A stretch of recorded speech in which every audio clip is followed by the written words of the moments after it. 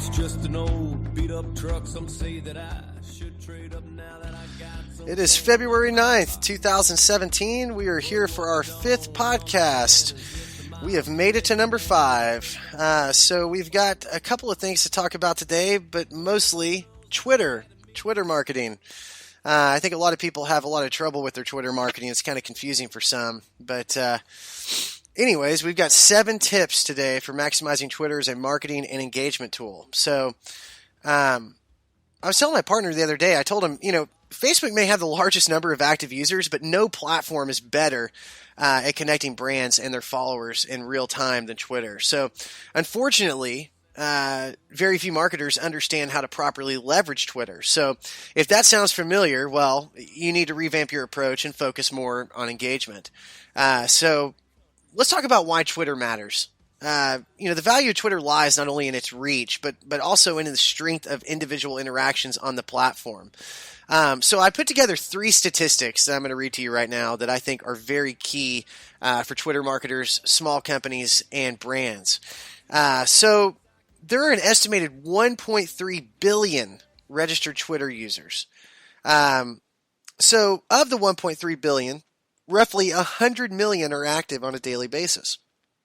And 34% of those users log onto the platform more than once per day. So, while all these statistics show the volume and the reach of Twitter, let's look at the piece of data that should excite the marketer inside of you. So according to a company called Edison Research, I'm going to read this statistic. 49% of monthly Twitter users follow brands and companies. So how significant is that? Well, considering that just 16% of social network users across all platforms actually follow brands. That's why it's significant. So this means Twitter users are 3 times more likely to follow brands than Facebook users. But they aren't just following, they're actually using Twitter to research and engage. So around 42%, this is another statistic, 42% say they use Twitter to learn more about products and services. Another statistic is 41% provide opinions on products and services, and 19% seek direct customer support.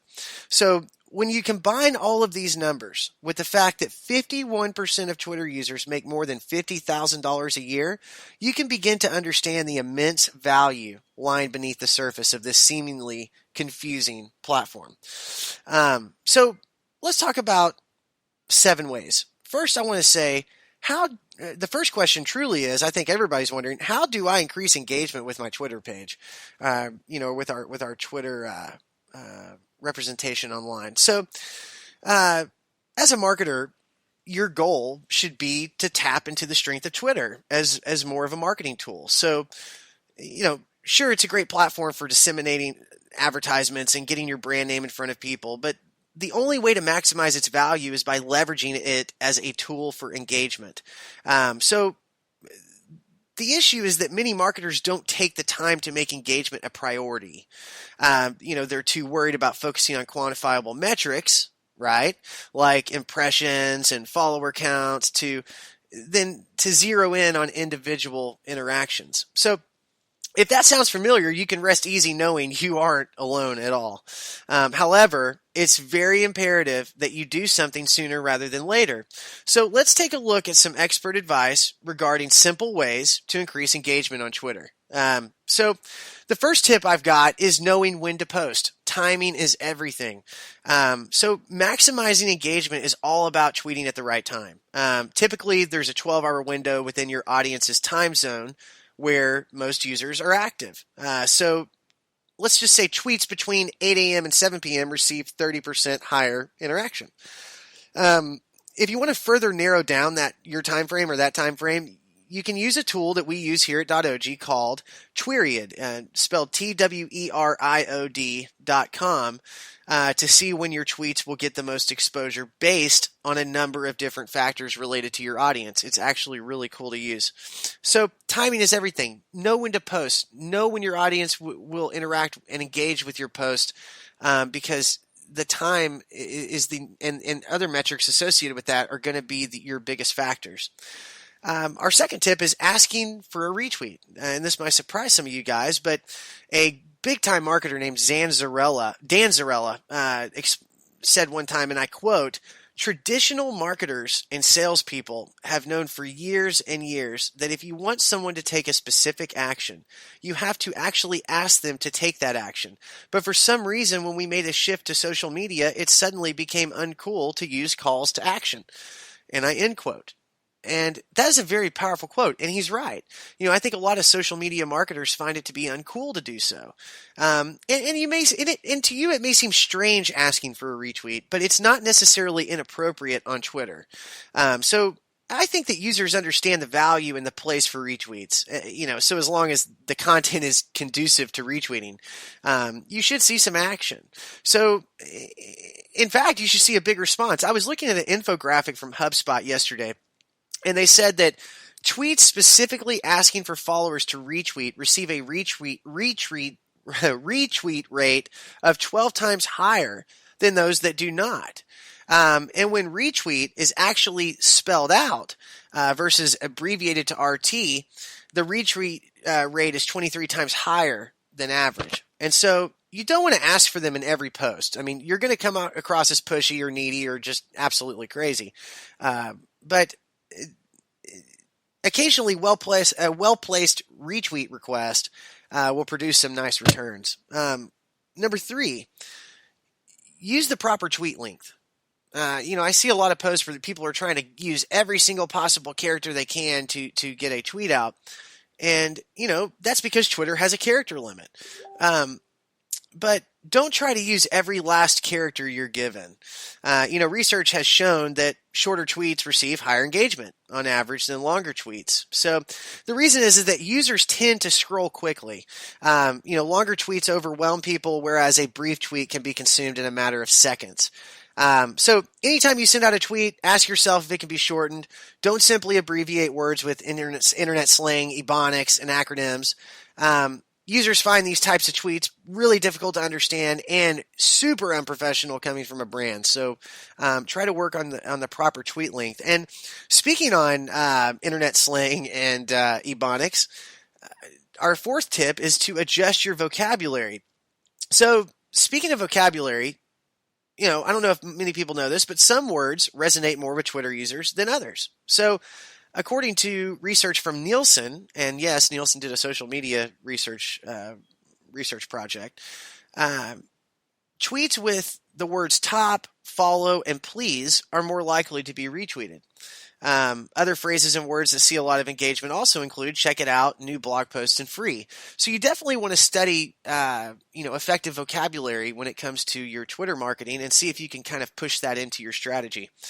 Our 5th tip is I think everybody needs to consider automating their engagement. I talked to a guy here that does a lot of our marketing at .og for Fortune 500s, and he said, a lot of these companies have moved to automate their engagement process. So, when it comes to Twitter activity, one of the biggest excuses from companies and individuals is that there is simply not enough time to find the right users and engage them. So if this is an issue for your brand, then it wouldn't hurt to consider automating engagement to streamline that process. There are a number of social media lead generation tools on the market. Socito is one that comes to mind, and we've used Socito here for 2 years. Socito basically enables marketers to flag prospects and then automatically engage their social profiles using customizable processes and then some other workflows that Socito has by default. So when compounded with over hundreds or thousands of individual prospects, this can save you hundreds of hours collectively across your team a week, and it can save you tons of hours just in your own time each week. So our 6th tip is properly responding to complaints. So many consumers use Twitter to consult with brands about issues they're having. So you'll see this in a lot of services industries, such as with airline companies. So when customers have delayed flights or bad experiences or lost luggage and other related issues, they'll frequently tweet at the airline. There are positives and negatives to this, though. The negative is that people can publicly see the complaint, obviously, which may slightly damage your reputation. But however, I think the benefit is that it gives the brand a chance to publicly respond and make amends. And so we always preach to brands, when somebody's, taking you on Twitter and, they're trying to destroy your brand, you've got to step up to the plate and you got to own it and you've got to help them and you got to save the day, because you're going to get a lot of brownie points like that for that. And so there is a tool called Cyphe, CYFE, which allows you to monitor brand mentions, and even which would be a complaint in this sense, to react in real time to customer engagement. So Ann Roos, who is one of the head marketers at Cyphe, explained once, and I quote, "Listening and monitoring online for reactions of your customers, competitors' customers, and potential leads is imperative. When you monitor, you understand what makes them tick or happy. Then you can be proactive about creating your services/product to cause a positive experience associated with your brand." End quote. So, bottom line, your brand may not get as many complaints as a larger brand in the services industry, but don't shy away when they pop up. Properly responding to the complaints in a head-on manner can spin a negative interaction into a positive interaction. And then our seventh and final tip, obviously not the least important, it's actually one of my favorite, is to use interactive polls. So over the past year, Twitter has released a new feature that allows users to create polls. While anyone can use the polls, there's tremendous opportunity for brands to benefit from them. So not only are polls interactive and fun for users, but they're also surprisingly versatile. So you can use them to simply ask an interesting question, or they can be used to gather feedback and consumer research. So study what some other brands are doing and look for your own opportunities within these interactive polls, because I've seen companies that do very well. I mean, you want to talk about getting engagements. I've seen companies get thousands of engagements with an interactive poll. So bottom line, start engaging your customers. As a brand, I think it's important that you use Twitter as more of a marketing and advertising tool. So when maximized, Twitter can effectively increase customer brand engagement. So keep these tips in mind and look for other strategies and techniques for building strong relationships with your users. I think it's very important to do that if you want to be successful marketing on Twitter. So anyways, I appreciate you guys joining us for our fifth podcast. We're going to actually be back tonight in an hour at 9 o'clock Central. So tune in for our sixth podcast. We're going to be talking a little bit of Pinterest marketing. This week we've been kind of focused on visual marketing. If you followed our Twitter or our Facebook, we've been really focused on touching all the bases surrounding visual marketing strategies. So again, I appreciate you guys joining us tonight, and we will see you in an hour. Thanks.